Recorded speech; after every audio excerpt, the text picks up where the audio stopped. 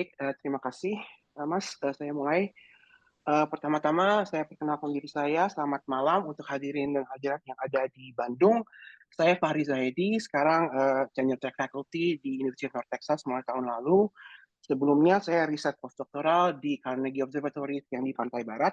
Jadi agak beda dengan Mas Tri sebelumnya di Pantai Timur, saya di Pantai Baratnya. Kemudian saya pindah ke Texas mulai tahun lalu.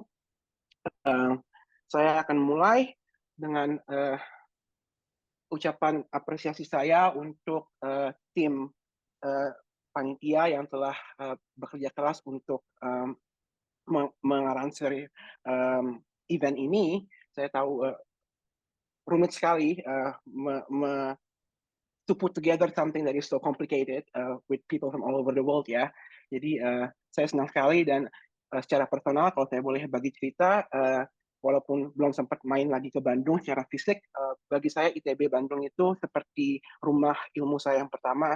Kalau saya boleh share, saya pertama jadi mentinya Pak Hakim sejak saya masih anak kecil SMP. Tahun 2003 dulu saya ditemani sama ibunda dan almarhum ayah saya tengah malam main ke Bosca pertama kali untuk ambil teleskop. Itulah awal saya ketemu Pak Hakim, dibimbing Pak Hakim, kemudian saya mulai serius di astronomi.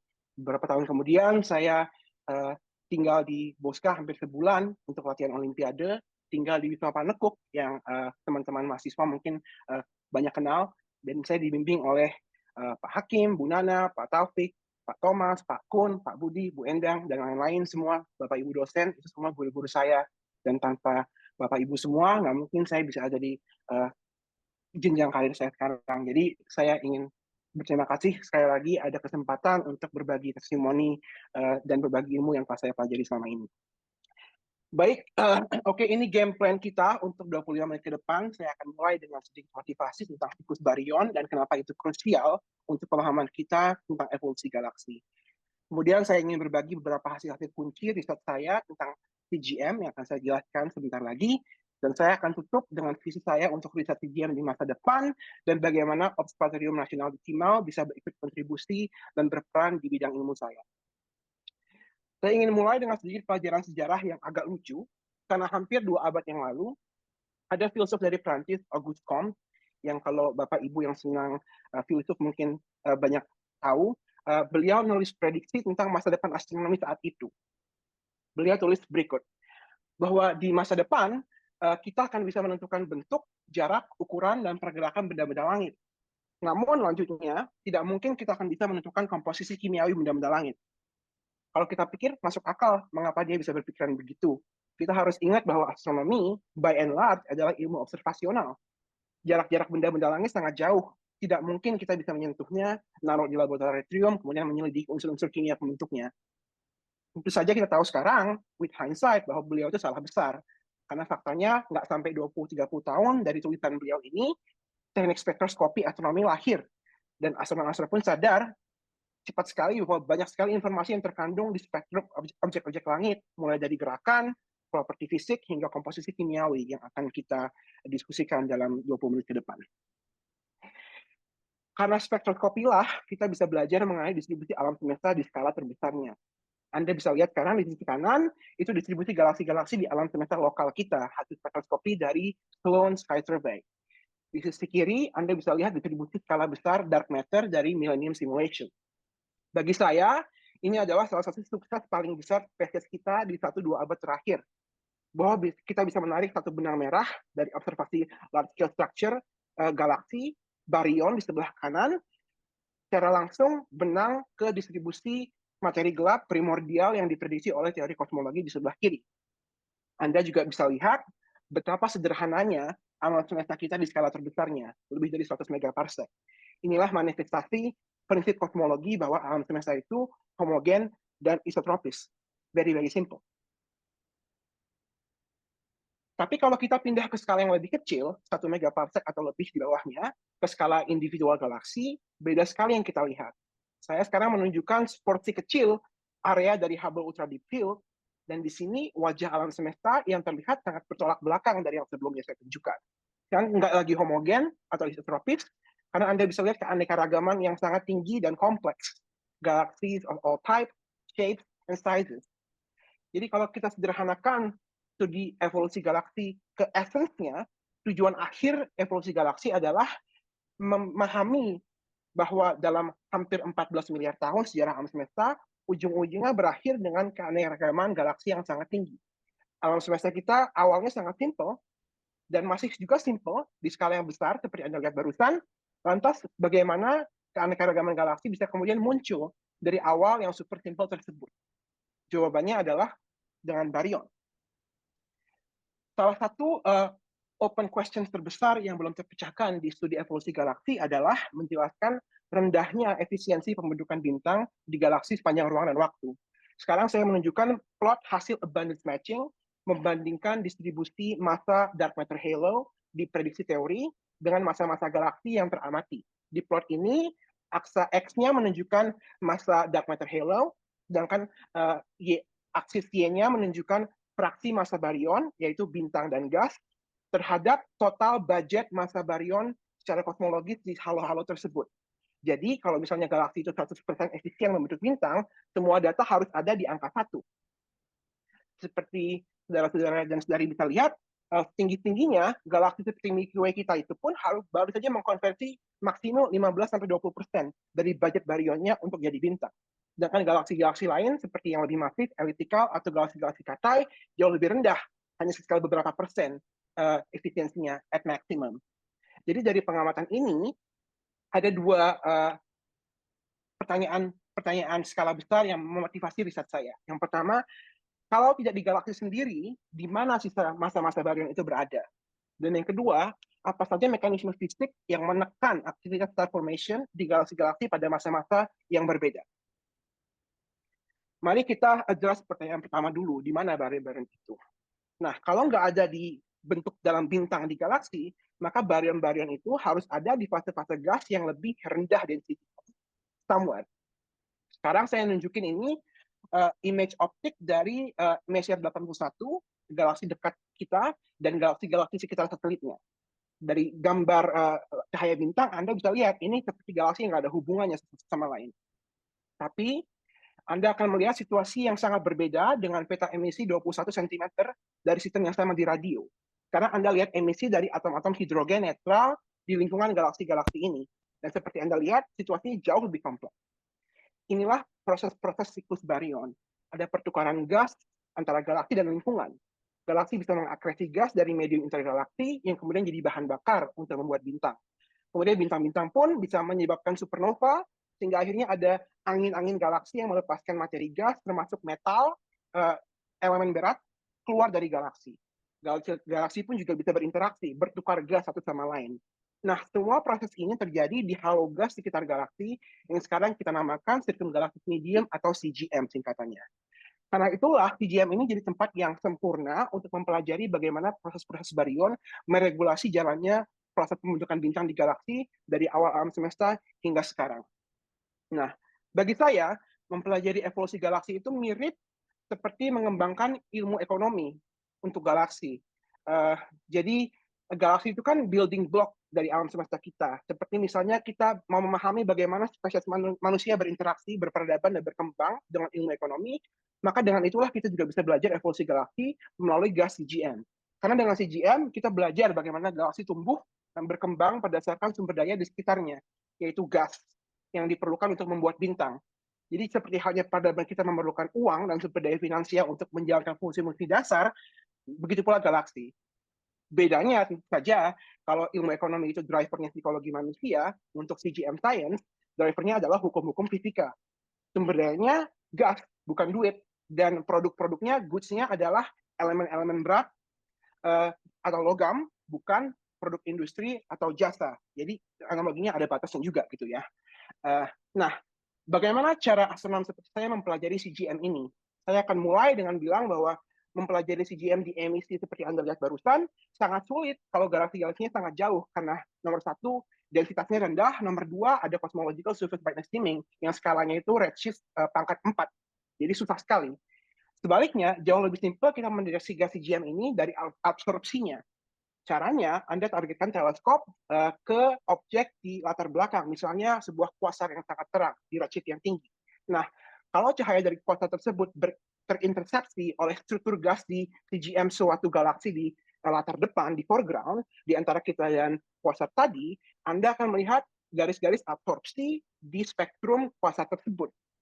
Saya tunjukkan beberapa contoh dari riset pribadi saya untuk magnesium 2 dan iron 2, so, singly ionized magnesium dan singly ionized iron. Dengan kita mempelajari garis-garis ini, kita bisa belajar banyak sekali hal tentang properti-properti fisik gas di CGM. Dari velocity radialnya, radial velocity, kita bisa mendapatkan pergerakan gasnya di frame of reference galaksinya. Kemudian informasi dari dalamnya garis-garis tersebut memberi kita informasi tentang berapa banyak gas yang kita lihat. Dari lebar garis absorpsinya kita dapat informasi tentang temperatur dan turbulence di gas-gas tersebut. Dan dari perbandingan banyaknya satu elemen ke elemen yang lain, kita belajar mengenai komposisi kimiawi gas di CGM. Jadi inilah data yang orang-orang seperti saya pelajari untuk mempelajari kondisi fisik gas-gas di CGM. Nah, di dunia astronomi Amerika yang saya ikuti sekarang, telah ada konsensus luas bahwa CGM itu punya peranan kunci untuk memenuhi pemahaman kita tentang evolusi galaksi. In fact, riset CGM di dekade sekarang ini menjadi salah satu prioritas tertinggi. Akan tetapi masih banyak hal-hal yang kita belum pahami, seperti saya kutip dari dekade report yang saya tunjukkan sekarang. Intinya tidak cukup kita hanya tahu bahwa galaksi-galaksi itu punya gas CGM, kita juga perlu benar-benar paham properti fisiknya dan properti kimianya. Nah, inilah inti dari topik riset saya yang saya ingin berbagi dengan saudara-saudari semua sekarang. Jadi karena terbatasnya waktu, saya akan limit skopnya ke satu hasil kunci saja, yaitu tentang komposisi kimia di CGM. Pertanyaan yang saya pakai untuk framing adalah bagaimana kita bisa menghubungkan gas CGM yang kita lihat dengan jarak beratus-ratus kiloparsec dari galaksinya ke proses-proses kebintangan yang terjadi di dalam galaksi pada skala titik yang jauh lebih kecil. Karena galaksi kan jauh lebih kecil ukurannya dibanding sama CGM yang besar. Nah, pertanyaan tentang kandungan kimia ini sentral perannya karena ada hubungannya erat dengan transportasi elemen-elemen berat keluar dari dan masuk menuju galaksi. Contoh, di kiri ini Anda lihat gambar simulasi suatu star forming galaxy dari simulasi elasticity engine. Anda bisa lihat major axis galaksinya di tengah ini, dan warna-warna yang Anda lihat itu berkorespondensi dengan metalisitas gasnya. Semakin terang, semakin kaya dengan elemen berat. Dari prediksi teori, Anda bisa lihat bahwa gas-gas yang kaya metal lebih senang berada di dekat sumbu kutub galaksi. Sedangkan gas-gas yang miskin metal lebih cenderung berada di dekat sumbu mayor aksisnya galaksi. Jadi kalau kita plot metalisitas sebagai fungsi sudut dari major axis, Anda akan melihat ada tren meningkatnya metalisitas dengan sudut dari sumbu mayor. Itulah prediksi teori. Kita bisa bandingkan dengan data. Di panel atas saya tunjukkan hasil observasi metalisitas di aksa Y dengan sudut dari sumbu mayor di aksa X. Ini seperti bisa lihat scatter plot, nggak ada tren sama sekali. Jadi beda dengan teori. Dan secara independen di riset saya sendiri, kami pun menemukan bahwa tidak ada juga tren antara metalisitas di CGM dengan jarak dari galaksi-galaksi tersebut. Lantas apa yang bisa kita simpulkan? Bagi saya kesimpulannya adalah CGM itu kompleks dan prediksi-prediksi teori yang paling mutakhir pun masih belum mumpuni untuk fully capture segala kompleksitas fenomena-fenomenanya. Oke, lalu apa solusi kita ke depan? Solusi bagi saya adalah dengan memahami bahwa elemen berat itu nggak semua sama. Seperti tadi kita lihat di awal sesi pertama, saya tunjukkan sekali lagi tabel periodik kimia yang sudah diwarnai berdasarkan proporsi sumber-sumber nukleosintesi yang berbeda-beda. Saya sudah masukkan dalam kotak ini unsur-unsur yang saya bisa deteksi secara umum di studi absorpsi CGM. Nah, seperti saudara-saudari bisa lihat sendiri, masing-masing kanal-kanal ini beroperasi dalam waktu yang beda-beda. Dari supernova kan waktunya beda-beda, seperti kita baru dengar tadi. Ada kemudian Y1A ataupun core collapse beda-beda, kemudian arc process, proses. Jadi waktunya semua beda-beda. Dan dalam banyak kasus juga, bahkan populasi asal galaksinya pun beda-beda juga, atau dari bagian galaksi yang sama bisa beda-beda juga. Inilah sebabnya mengapa mempelajari rasio kandungan kimia satu elemen ke elemen yang lain itu sangat tinggi potensinya. Karena dengan demikian, abundance ratio tadi memberikan kita seperti sebuah rekor arkeologi tentang sumber pengayaan metal di CGM dan juga dari mana gas-gas ini berasal. Saya mau beri contoh untuk dua elemen saja yang saya pelajari, yaitu besi dan magnesium. Ada dua sumber utama kita belajar di kelas untuk besi dan magnesium, dan itu dari tipe supernova yang beda-beda. Sebagian besar besi di alam semesta kita diproduksi di supernova 1A, hasil bintang-bintang kaca putih yang lewat limit Mars Chandrasekhar. Nah, supernova tipe ini umum dijumpai di populasi bintang yang tua dan bermassa rendah. Dan kita tahu bahwa Type 1A itu sangat banyak membentuk besi. Sebaliknya, ada supernova hasil core collapse, hasil akhir evolusi bintang-bintang masif. Inilah bintang-bintang dengan massa di atas 10 massa matahari yang hidupnya pendek, hanya 1 sampai beberapa puluh juta tahun. Jadi cepat sekali meledak setelah terbentuk, dan ini adalah sumber-sumber utama elemen-elemen metal seperti magnesium dan silikon yang kita namakan juga elemen-elemen grup alpha. Jadi kalau kita mempelajari rasio besi terhadap magnesium di CGM, itu jadi sebuah barometer seberapa penting supernova Watt 1A relatif ke supernova core collapse di sejarah uh, kimiawi galaksi induknya. Kurang lebih begitu. Nah, satu hasil riset yang saya sangat senang adalah ketika kami mempelajari rasio kandungan besi dan magnesium sebagai fungsi jarak di CGM. Plot ini menunjukkan data untuk dua populasi galaksi yang berbeda. Lingkaran merah menunjukkan populasi galaksi eliptikal yang masif, sedangkan bintang biru menunjukkan galaksi-galaksi yang masih membentuk bintang, star forming. Dua-dua populasi ini semua berada di epoch yang sama, kurang lebih redshift 0,5 atau sekitar 5 miliaran tahun yang lalu. Ada dua hal yang menarik yang bisa kita lihat. Pertama, rasio kandungan besi terhadap magnesium itu lebih tinggi di galaksi-galaksi eliptikal dibanding dengan di galaksi-galaksi yang masih membentuk bintang. Kedua, rasio ini terlihat juga menunjukkan tren menurun dengan meningkatnya jarak dari galaksi, terutama di galaksi-galaksi eliptikal yang merah ini. Jadi apa kesimpulan yang bisa kita tarik dari data ini? Kesimpulannya adalah supernova tipe 1A telah berkontribusi signifikan ke pengayaan kimiawi di CGM galaksi-galaksi eliptikal, terutama pada jarak kurang dari 50 kiloparsec dari galaksi itu sendiri. Akan tetapi, jauh dari galaksi eliptikal, CGM jauh lebih miskin dari besi dan jauh lebih kaya dengan unsur-unsur alfa seperti magnesium. Ini mengindikasikan bagi saya bahwa semakin jauh Anda dari galaksi, gas-gas ini diperkaya pada zaman yang jauh lebih awal, hampir seluruhnya oleh core collapse supernova. Ini menunjukkan bahwa gas-gas yang jauh dari CGM berasal dari hasil akresi dari filamen-filamen di medium intergalaksi di masa yang lebih awal. Lebih menarik lagi kalau kita bandingkan kasus saya tadi dengan hasil rasio abundance pattern di CGM yang gasnya temperatur jauh lebih panas, seperti misalnya terlihat di deteksi emisi sinar X.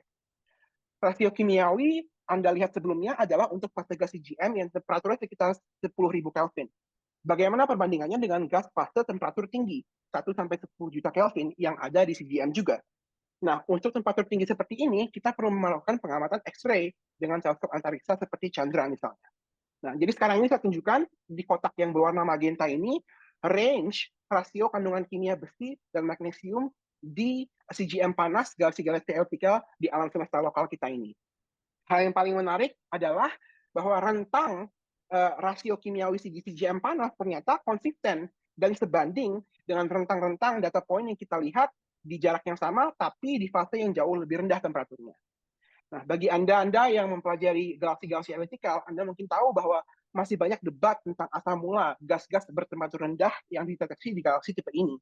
Apakah asalnya dari sel Maxwell, sel wind, ataukah dari kondensasi dari CGM panas itu sendiri? Bagi saya dan kolaborator melihat betapa miripnya kandungan kimiawi gas di CGM panas dan dingin itu memberikan petunjuk clue bahwa ada hubungan kausalitas antara gas panas dan dingin dan memberikan preferensi ke teori bahwa CGM panas itu lebih likely adalah sumber signifikannya dari gas-gas lebih dingin itu memberikan datang dari kondensasi gas-gas CGM panas di galaksi-galaksi eliptikal ini, setidaknya di jarak yang kurang dari sekitar beberapa puluh ribu parsec or so. Oke, jadi di beberapa menit terakhir ini saya mau pindah gigi dan saya mau berbagi dengan saudara-saudari apa visi saya untuk masa depan riset di bidang saya ini dan peran apa yang bisa dimainkan oleh Observatorium Nasional Timau di beberapa tahun ke depan. Saya akan mulai dengan introduksi satu keterbatasan studi CGM yang berbasis garis absorpsi. Di sebagian besar kasus, hasilnya adalah kita dapat spektrum satu dimensi. Jadi pengetahuan kita adalah dengan kecepatan radialnya saja. yaitu apakah gasnya bergeser merah atau bergeser biru berdasarkan efek Doppler. Nah, untuk interpretasi artinya ada kemungkinan degenerasi antara gas yang inflowing masuk ke galaksi ataupun gas yang keluar. Contoh nih ya, misalkan ada awan gas di depan galaksi yang lagi keluar dari galaksinya, outflow. Di spektrum absorpsi, kita akan lihat kalau garis absorpsinya itu bergeser biru. Oke, tapi bagaimana kalau misalkan ada awan gas yang justru lagi akresi jatuh ke galaksi tapi di belakangnya? Secara kinematik kita pun juga akan melihat yang merah ini bahwa gasnya juga bergeser biru. Jadi ini degenerasi situasinya. Ini masalah yang membatasi kemampuan interpretasi hasil data bidang saya selama ini. Bagaimana solusinya? Solusinya ya kita perlu data yang spatially resolved, lebih dari satu lokasi di CGM per galaksi. Lagi-lagi, kemampuan kita mempelajari CGM dengan lebih dari satu titik itu adalah salah satu prioritas komunitas astronomi Amerika di satu dekade ke depan, dan menjadi salah satu landasan ilmiah untuk membuat teleskop-teleskop generasi baru, baik di permukaan bumi maupun di antariksa. Seperti saya kutip sekali lagi dari super decadal terakhir. Intinya, dengan teleskop-teleskop dengan cermin yang ukurannya 30 meter atau lebih, kita akan bisa menyelidiki CGM dengan quasar background yang jauh lebih redup.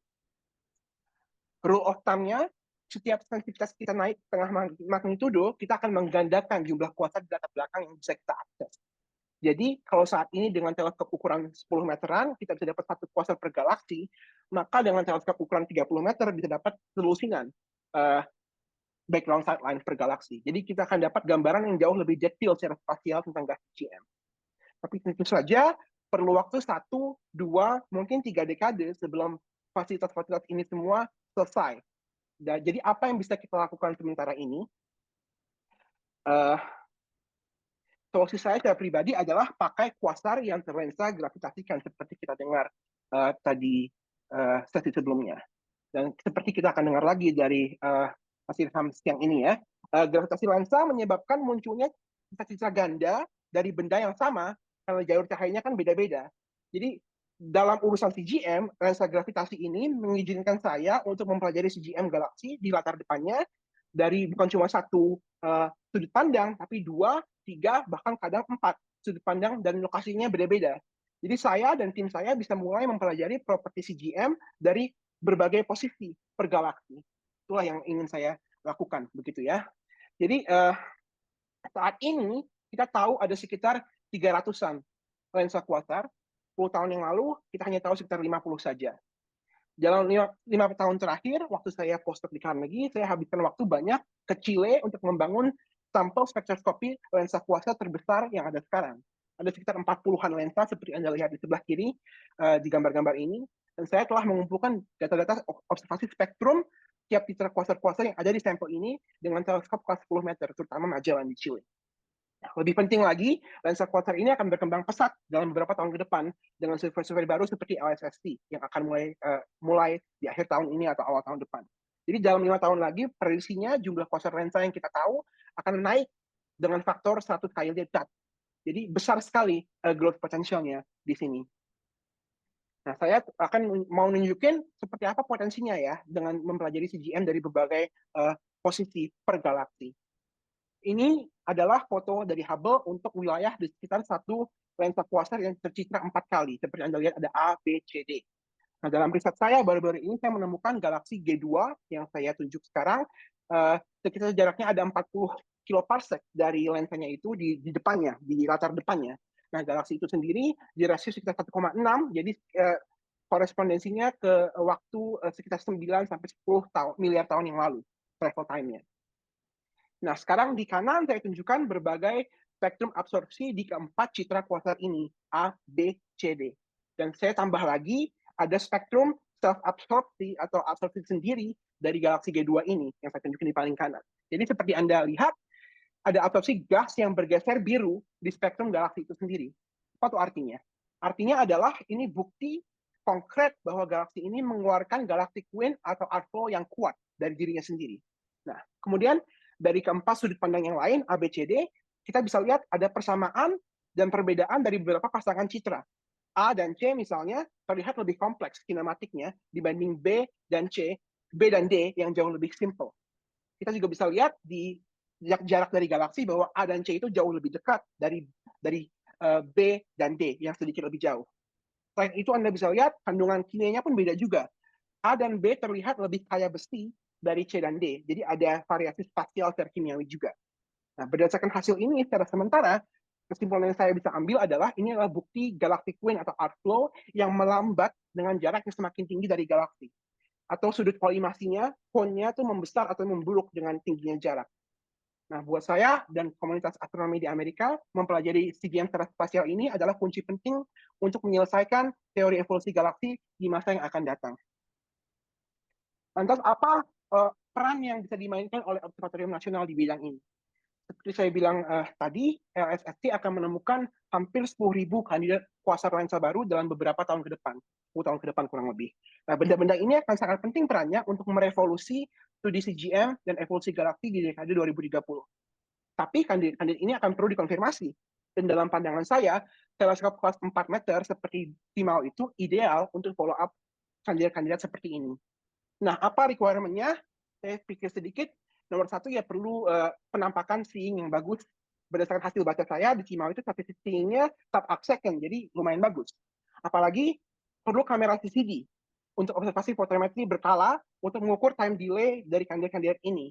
Jadi kalau ada time delay, maka konfirmasi kuasar itu lensa. Dan perlu juga dengan itu spektrograf resolusi menengah. R kurang lebih 1000-an juga udah cukup kok di gelombang optik untuk menentukan redshift kuasar-kuasar kandidatnya.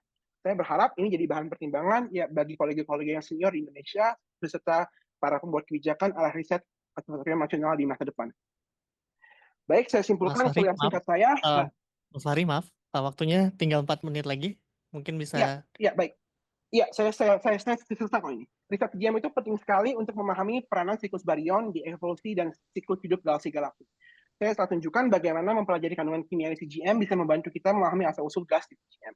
Dan saya harap saudara dan saudari sama eksakitnya dengan saya bahwa observasi ini adalah kunci untuk menyelesaikan teori observasi galaksi di masa depan dan Observatorium Nasional memiliki kesempatan yang sangat besar untuk bisa berkontribusi di bidang ini. Sekian, terima kasih seperti Anda semua. Saya mau promosi rekrutmen di grup riset saya di North Texas. Kalau ada kawan-kawan terutama di generasi muda yang tertarik untuk ingin menimba ilmu bersama saya, bisa kontak-kontak saya di kanal berikut ini. Terima kasih.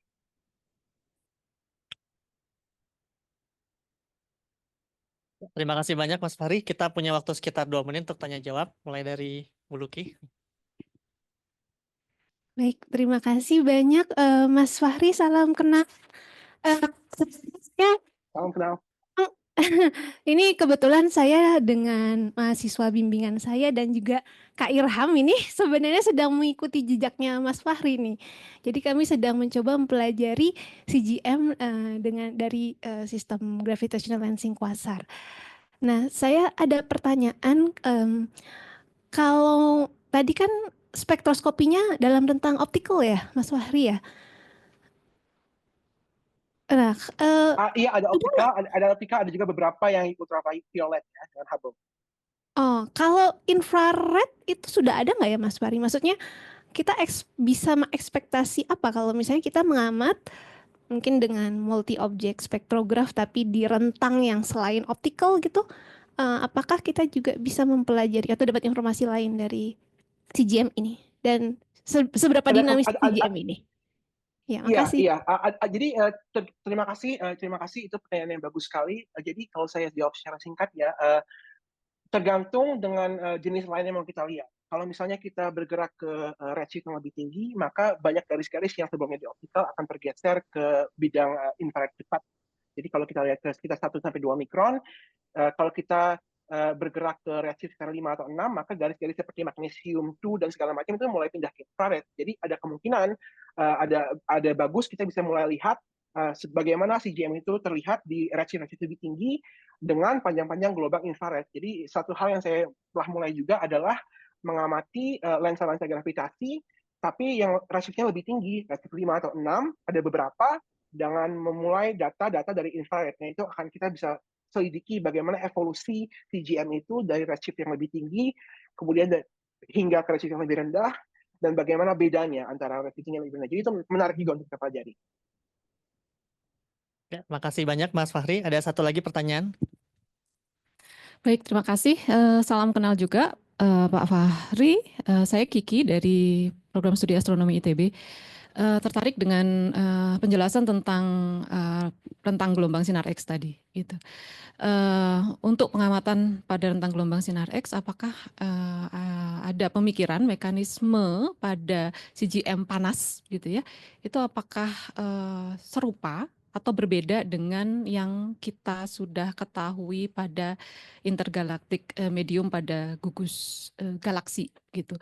Lalu kemudian terkait pengamatan kuasar itu mungkin bukankah akan lebih menjadi problematik begitu, karena kuasar sendiri juga memproduce X-ray yang kuat dan mungkin akan malah menjadi sumber komplikasi begitu. Apakah memang kalau pada X-ray itu justru harus di-remove begitu untuk mempelajari CGM ini? Terima kasih. Terima kasih, salam kenal. Itu pertanyaannya bagus sekali. Jadi kalau untuk X-ray ya, sepertinya ada kontinuitas ya antara sumber. Jadi ini lagi-lagi sumbernya visualization, visual energy gitu ya, untuk pembentukan hot CGM dari galaksi-galaksi elliptical biasa hingga ke skala grup ataupun skala-skala gugus galaksi. Jadi sepertinya kurang lebih sama. Yang menarik itu adalah mempelajari di skala lebih kecil, karena kalau X-ray itu kan besar, skopnya mungkin setengah megaparsec, 1 megaparsec, semua ada gitu, dari hasil visualisasi. Jadi yang menarik adalah mempelajari bagaimana beda-bedanya di skala yang lebih kecil. Nah, itu mungkin bisa ada perbedaan antara di cluster ataupun di galaksi elliptika, karena sumber feedback-nya bisa beda-beda dan skalanya juga secara fisik beda-beda begitu ya. Kalau yang kedua tentang kuasar di X-ray, itu memang salah satu kendala untuk mempelajari X-ray emission dengan lensa, karena lagi-lagi kuasarnya kan terang sekali begitu ya. Jadi memang kalau untuk ini sih kita biasanya nggak pakai lensa ya, karena sulit sekali mempelajari X-ray emission dari galaksi-galaksi yang jauh. Jadi yang saya tunjukkan barusan itu adalah perbandingan dengan galaksi-galaksi elliptical lokal, di mana X-ray emisinya sangat terang, sehingga Anda bisa lihat langsung dengan sendirinya tanpa perlu background absorption begitu ya.